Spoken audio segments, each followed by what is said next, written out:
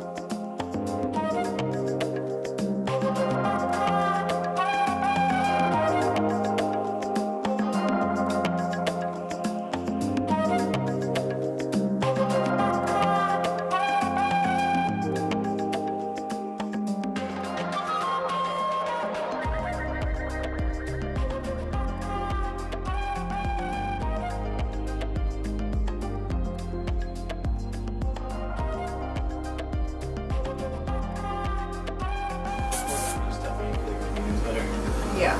Oh, amazing. Yeah.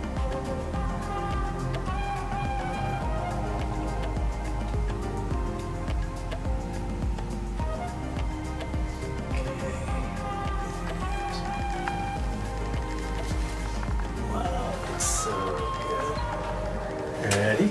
Yeah. There you go. Oh my god. I love it. It's me, just better. Just refined, yeah. Okay, great. I mean, it just, I can't even stop looking at myself. I mean, it looks good. I have no questions. I don't know what to say. It just, That looks really good. I love it. It looks amazing. oh my god. I don't have a little bump anymore. A little careful, Okay. but more or less you can resume Okay. everything. Cool. Thank you. It's I'm really amazing. excited about it. Yeah, it looks really, really good. I'm really happy. Good. It feels better when it Yes. kind of. Yeah, and you're gonna breathe better. I mean, that's the most important thing is that you know Yeah. that you're breathing. I Breathing mean, is. I couldn't believe that. Like after you took out the stuffing, I really couldn't believe what I was missing out. Yeah. The amount of air that just went into my nose. That's crazy. Yeah, absolutely. And it's gonna be like that the rest of your life. That's the beauty of what Yeah. we did.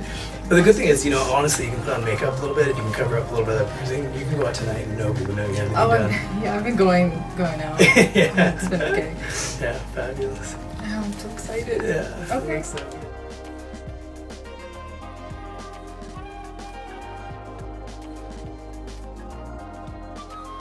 I'm 5 weeks post-op and I'm really happy with the results. But the recovery time was minimal. The pain, I can honestly say, I didn't feel any pain, and I'm very sensitive to pain.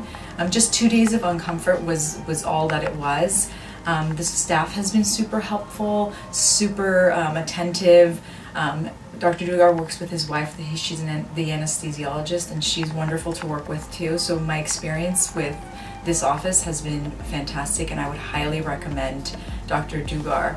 I can honestly say he's now a friend. I think if your fingers have been in my nose, then we're definitely friends. Highly recommend. 2 thumbs up.